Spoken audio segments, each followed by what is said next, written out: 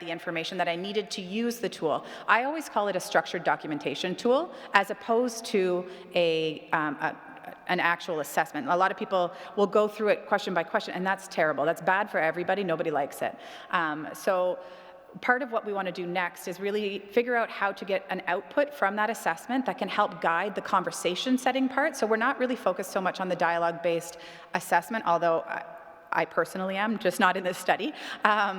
So yes, I completely agree with you. Part of it is about training, part of it is about understanding the tool and being really proficient in using the tool, but we want to be able to make sure that we can link between assessment and actual goal setting so that we can also then set up the ability to measure goals because we repeat these assessments as well. So it would be very helpful if we could be like, okay, so you had these questions in bodily functions and we're able to see an improvement in bodily functions over time. I'm a quantitative researcher, so that's what I want to see, but realistically, I'm also a clinician, so I know I need it to fit into the nursing process. Thanks. That's great. Thank you for that great question. And thank you, Margaret. Thank you.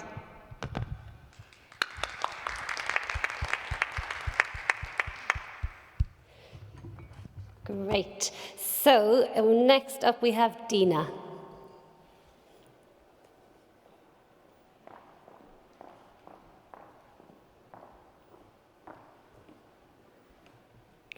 A very good afternoon, everyone. My name is Dinna, one of the cardiologists from Yishun Health, covering the population in the northern region of Singapore. Thank you for giving me an opportunity to share with you the heart failure program with a new initiative to integrate the heart failure care in the ED, community, and the primary care. We all know that heart failure hospitalizations are associated with very high mortality and morbidity. The multidisciplinary heart failure team has done various initiatives to improve the heart failure prognosis. Our initial work was focusing mainly on improving the inpatient heart failure pathway. But with the shift of the Ministry of Health towards the more patient-centered and value-driven care, it actually gives us an opportunity to delve deeper into the patient's journey, streamlining the care delivery through various pilot initiatives while maximizing the patient experience and health outcomes. Through the process mapping of the patient journey, we identified areas for improvement in the pre-admission and post-discharge phases. Our heart failure team then started working with multiple stakeholders to co-create new care initiatives during these two phases to avoid unnecessary hospitalizations and support the care in the community. Mild heart failure patients presented to ED can now be treated under our Heart Failure Extended Diagnostic and Treatment Unit, the EDTU protocol. Patients who fulfill a selected inclusion and exclusion criteria will be treated in this unit for 24 hours and discharged with early follow-up in our clinic within 1 to 2 weeks. This helps to avoid admission. In the outpatient setting, there's a group of stable heart failure patients with multiple comorbidities such as diabetes, hypertension, and high cholesterol, whom we can't discharge to primary care because they are on newer heart failure therapy, which is not available at primary care. With our new initiative, the GP Shared Care Partnership Program, we can now refer this group of patients to the private primary care provider for co-management. So the patient will visit the GP every 3 to 4 months for the management of the cardiovascular risk factors and will only come back to see us 1 year later. This helps to free up some of the clinic slots to cater for patients who need more urgent care. In addition, we also collaborated with a medical home team to manage mild to moderately decompensated heart failure patients in the community. Nurses and doctors will visit the patient and give treatment at their home.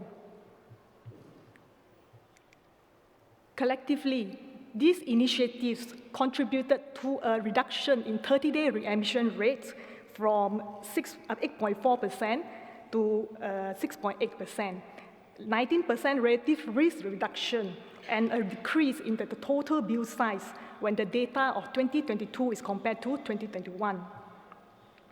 As for the heart failure eDTU protocol, over a one-year period, 5 out of 16 heart failure patients were successfully discharged from A&E.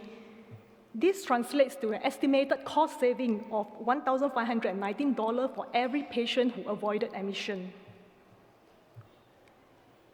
Using a value-driven methodology, we were able to assess and identify the gaps in the existing processes to create more value for our patients. The heart failure ED protocol and medical home program have provided our patients with cost-effective care and without compromising their safety. Despite a short duration of implementation, the reduction in 30-day readmission is a testament to better and safer quality of care provided to our patient. By collaborating closely with the private primary care provider, our patients now are able to embark on the lifelong relationships with the GP to co-manage the other various aspects of care needs, including the preventive care. This is crucial as we tackle the wave of an aging population and the rising impact of multiple chronic diseases. We are also now collecting patient-reported experience outcomes to truly understand what matters to the patients. So in conclusion, the adoption of strong value-driven and collaborative care models allow better care transition across care levels. Coupled with shared guidelines, goals, and partnerships, we plan to scale up the program to benefit a larger population of patients in the near future. Thank you. Thank you, Dinna. Do we have any questions for Dinna?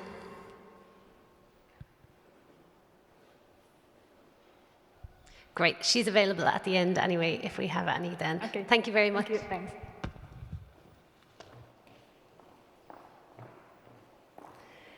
Kobe, could we have Veeral's next, please? Veeral, thank you.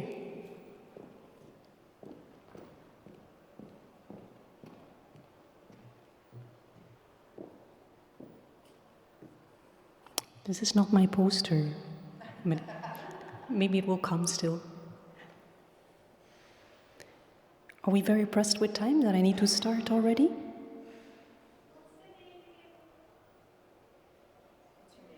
My name is Veerle Vinke. Thanks.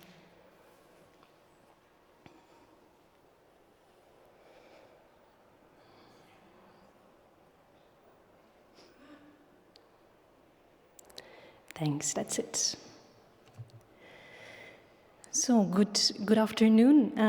Nice that you could join us. Before you stands a lucky woman, a little luckier now that my poster is here and I can see what I'm doing, but also a lucky person because on a daily basis, I can collaborate with 37 interdisciplinary primary care teams.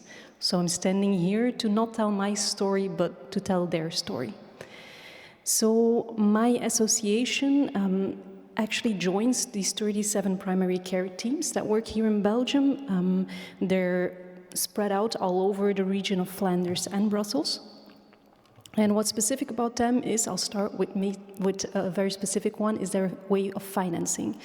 We're financed through a capitation-based system, which is in a very sharp contrast to the more evident way of financing primary care in Belgium, which is through the fee-for-service system. Normally in Belgium, the different disciplines that are working in primary care are each in different organizations, sometimes in a multidisciplinary group practice, but always fee-for-service financed. This way of financing provides a means for us to try to deliver integrated interprofessional care. All our centers are interprofessionally. They all have at least GPs and nurses, and you see there the mystery X. What's specific is that we have a strict geographical region for which we provide care. So the composition of the team also is in line of the population they serve and the needs that are present there. Most often, and as an organization, we try to motivate our teams to do this, is a take-up of welfare within the teams as well, to really join welfare and health within the center, but this can be a number of different disciplines. What do we do as an organization? We support teams, we support new centers to develop, we go to policy levels to try to lobby for our sector. We also support them to think about quality of care, for instance, and we develop a joint vision of care, because this financing model is just a means to offer a specific form of care. We have a vision statement, and one of our strong pillars is interprofessional collaboration. Now, it's always good to have a vision statement, right? But how do you keep it alive, or how do you make it living? And actually, this is a story I'm trying to share with you today. We zoomed in on our aspect of interprofessional teamwork by going back to our sector, to the people working in primary care, to ask them what interdisciplinary work means for them. We, in that way, created a bottom-up definition of how people working in our sector look at how they want to work in an interdisciplinary team. And this is what they came up with. This was a working group with, the numbers escape me, but are probably there, different disciplines involved. And they talked about complementary care. You see the definition here. I won't read it out for you, but I want to raise attention for 2 points. What was very important for them is that it talked about qualities of people involved in this team, not per se professional competences, because the magic sauce of teams sometimes are personal competences, which are also very important. So this was a very, very important one. Another one was the shared responsibility. What was essential for our teams was really that we could move towards a shared responsibility. What you see there visualized is the kind of evolution we want to foster in our teams, going from a more task delegation-based model in which tasks are passed on from one discipline to another discipline, but this doesn't really work to really reach this sense of shared responsibility about the team, so we wanted to really shift towards complementary care. This bottom-up definition made by the working group was then validated. We had different unidisciplinary meetings with people working in our sectors. We had interdisciplinary meetings. And in the end, we also added it to our vision statement. This was voted officially by our board. We are a non-for-profit organization, so we have meetings with our board to really officialize what we stand for. What's also interesting to talk about is that they didn't really only talk about what we want to aim for, we want to work in a complementary way, but they looked at prerequisites for complementary work, which are noted there. Going quickly over them, and I'll see if I have a look, if I can look so far, is that they really say what's the essence, what needs to be there to work together. For instance, if we look at the first one, really acknowledging each other's competence, to give trust to people in your team. I'll pick out another one. The sense of self-care refers to taking care of yourself as a professional, but also taking care of the team and how you take up the care for your patients together, protecting boundaries of everyone. If you're interested in more than happy to share more about these later on. I'll just add what we're doing now. We're taking this work that started bottom up back to our sectors. So we go to moderate team discussions based on this, we call it more reflective framework, to foster group discussions within teams, because we see really that a lot of teams want to take step forwards to work more in an integrated way, but it needs discussion, and the discussions can be tricky. It's about norms and about how you refer to each other. So in our experience, this is a very nice backup to have these more difficult discussions in a team. Thank you. Thank you, Viral. Do we have any questions? No. Okay, thank you so much.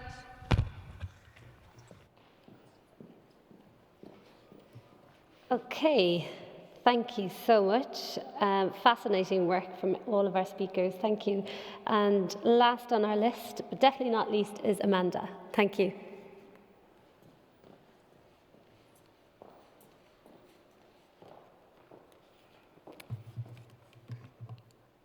All right, hi everyone. My name's Amanda. Thank you all so much for taking a moment out of your lunch break to hear a bit about my work. I'm a PhD candidate at KU Leuven here in Belgium and also at the University of Waterloo in Canada.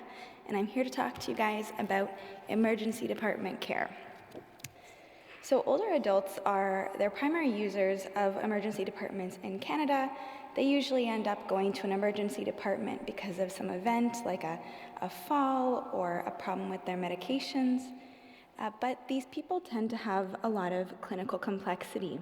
And our emergency departments in Canada are not designed usually in an optimal way to care for these people. As a consequence of that, you have problems like hospital overcrowding, unnecessary institutionalization or hospitalization. So you really want to prevent that. And there's been a call for senior-friendly emergency departments. I'm not sure if maybe some of you have heard that term, but pretty much what that means is it integrates collaboration into the emergency department, screening and assessment, disposition planning and follow-up, and quality assurance.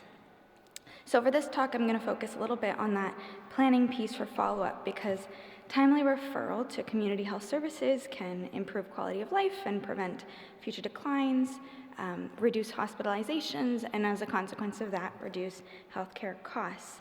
And I'm specifically going to be looking at physiotherapy, occupational therapy, social work, home care, and specialized geriatric services. These are all very different services, and they're all very important services. So the objective of this study was to examine referrals to these services among high-risk older adults presenting to emergency departments. So this was a secondary analysis of data that I did from a cohort in 10 different hospitals, 5 being in the province of Ontario in Canada, 4 in the province of Quebec, and then 1 in Newfoundland. Between 2017 to 2018, we got a little bit over 1,000 community-dwelling older adults, and they were screened at intake and shown as having high clinical needs. We collected data from these people with the EDCA, Emergency Department Contact Assessment, which is a tool by Interi that is comprehensive, it's valid, it takes 15 to 20 minutes to complete, and it gets information on cognition, mood, activities of daily living, falls, pain, frailty, the whole gamut. So we learned from this analysis that almost 93% of the patients screened with this tool were not self-reliant because of some sort of cognitive or physical impairment. And almost half of them got 3 or more referrals at the same time to one of these services in the community, so physiotherapy, occupational therapy, home care, social work, or specialized geriatric services. So it's a lot of referrals. And some of the reasons why they got the referral from our analysis was whether the family reported feeling overwhelmed, if the patient themselves have poor self-rated health, if they have unstable health conditions, and often some type of impairment in cognition. But of course, it was unique for most of the different services, although there was that overlap, especially with the family and the patient piece. We also learned that occupational therapy and physical therapy, they had almost identical top predictors for referral, and also referral patterns varied widely depending on the province where you were accessing emergency department care. So what did we learn from this study? So first, the referring clinicians that use the screening and assessment system, we can see them as acting in a person-centered way. They are talking with the families, they are talking with the patient, and this could potentially lead to a safer discharge. However, there are also signs that collaboration is limited interprofessionally between the emergency department and the community services. There might be challenges with understanding and understanding other scopes of care. And then also there is some inconsistency between provinces, which could be corrected with lots more collaboration, and it could reflect a lot of differences in care that we see across Canada. So if you'd like to know more about this project, my poster is outside, of course. I'm happy to talk to you guys afterwards. Also, if you're interested in learning more about care trajectories in emergency departments, but also in nursing homes and home care, there is an EU-funded project that some of my colleagues are working on. Then they're going to be using AI to predict and change patient trajectories. So happy to talk about that later. But Thank you, Amanda. thank you. Great. Do we have any questions for Amanda? Go for it. Thank you for a great presentation, Amanda. I'm just wondering if you could clarify for me what you mean by home care when you have it separated out: rehabilitation, home care, specialized geriatric services, and I can't remember what the other one was. Social work, because social work and therapies are both provided in home care as well. Yeah, so there were some I guess, challenges with data collection because we didn't have more information than just referral to home care. So I'm assuming that means referral to a care coordinator within home care, and then the home care system decides what else that person needs. So then this is in the emergency department. So this physiotherapy and occupational therapy, probably a big portion of that is the person is being hospitalized and they get occupational therapy in the hospital, but then also that potentially continues onwards. So that is a bit of a limitation in the data, that we don't know exactly what happened to these people. We only know the box that the clinician ticked off that they referred to. So they were all admitted? Or there's a mix? Not all of them were admitted. About half were admitted, but all of them were community dwelling before. So it's a very complex group of people, and their trajectories are often very, very scattered. Thank you. Great. Okay, so we have a question in the chat. I believe it's for you, Margaret. Was there any linkage in the assessment to loneliness and home care to overall health? In the assessment. Okay, so there are questions in the assessment for loneliness and overall health. We haven't done an analysis between those. We were looking at being able to categorize the assessment questions first into the 6 positive health domains so that we would be able to co-design a tool to help support clinicians' use of the data from that assessment into goal setting. So I don't know that I can answer the question specifically, but both of those items are definitely represented in the Interact home care tool. Great, thank you, and thank you for that question from the audience. Is there any other questions from the audience? We have a little bit of time back, so we can have a discussion.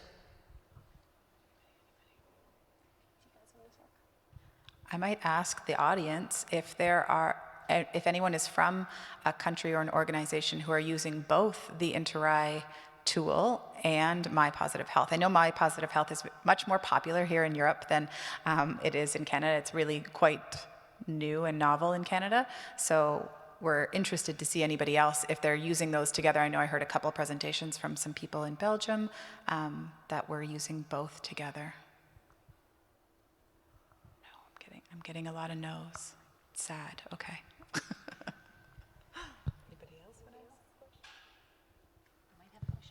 Sure. Thanks. Margaret, if I go too far, you can also stop me. Okay. So as you said, we look at positive health here in Belgium a lot in terms of working with goal-oriented care. The teams that I work with mostly serve quite vulnerable populations in which levels of health literacy are not so high. Some are also don't have Dutch as their mother tongue. So our teams do find it a bit challenging to use a tool with these kinds of more vulnerable populations. Do you have experience with this, and maybe tips for teams that would work with that? For using My Positive Health? So we haven't actually started using it in practice. Well, I shouldn't say that. We have embedded it into some of the learnings around life care in our organization right now, and we would be serving a large population, but they don't actually do the spider web diagram yet. That's it's coming, it's coming. But I think there's also another My Positive Health tool that is simple language. I'm looking at Justine because I think that's right? Yeah. So there is a simplified version of one. And I think that there's also the ability to help support somebody think through the conversation without actually having the onus on them to do the tool. Because I think that there's a lot of self-report tools out there that can be challenging for people with language or cognition or those types of things. And I think that we have to think as an organization and as group that how can we support people to be able to think through the process, but then help them actually do the tool? Because do they really need to be able to do the positive health tool themselves? I don't think so. I think that we can help support that. And I see a question in the crowd. I could bring you your own mic if you would like. I don't think. Can I give it to her? Thank you so much.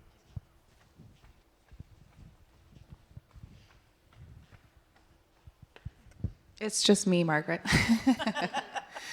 I think I would just add to that. We heard, I think, in the first plenary that clients and patients have a really hard time with the term goal.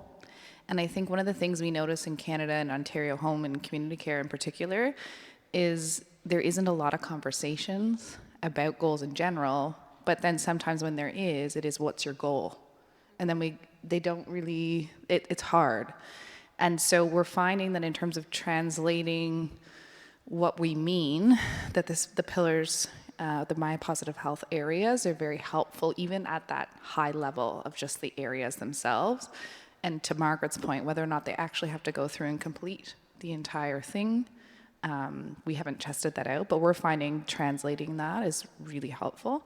The other thing is we're seeing in the training that we have is it's helpful in getting clinicians to understand that we need to be assessing holistically beyond just sort of that medical or bodily functions lens. So that's as far as we've gone in terms of understanding, translating it at this point, but we're excited about where we're going.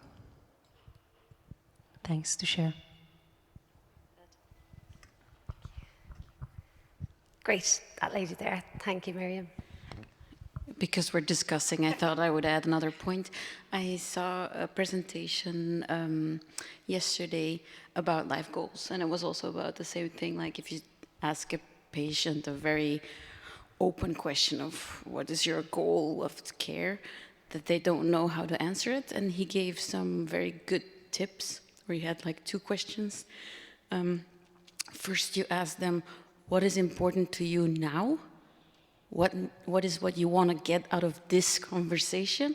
And then what is important in your life? And that could help with deciding this is maybe not the goal for my whole life, but today this is important. And that could help, I think, with the GP also. I'm here now for a crisis, and I'm also here because I have a long trajectory. I completely agree with that. And that is actually the approach that we use right now in our clinical training around goal setting. And I don't see, we have some of our clinician leaders here as well, but I don't think they're in this room, that they use that same approach, the kind of 2-step thinking about what's meaningful for the individual. Because I think also a lot of times when people do go back to goal setting, they also name goals that are important to the clinician. Which is very interesting, so that you constantly do have to be redirecting that conversation back to understanding more about the individual and their narrative. And that takes training, and it takes training no matter who you are, whether you're a seasoned nurse or you're on your first day in the job. That idea of really engaging in conversation with our clients, it's a skill set that we need to develop more, and I wish the simulation person was still here, because I would say this is an excellent place where simulation could be used, because it is something that we're going to have to work on from baseline education and think about what does ongoing education look like for clinicians. Thank you. We just go one last question from Justine. We're on a first name basis. we're just taking advantage of the time to have the dialogue, but I think, you know, some really great points. Sorry, I didn't get your name. Shoni.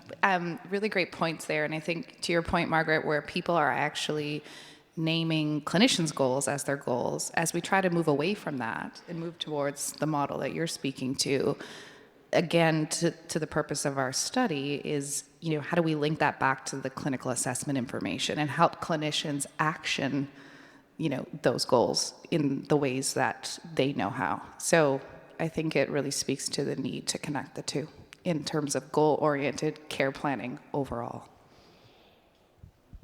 That's great. Thank you, everybody. Thank you to our wonderful speakers. A round of applause. And thank you for questions. They were excellent. Thank you also to our fantastic tech team, Stephen and Kobe. And we'll see you all back here for our closing ceremony shortly. Thank you and well done.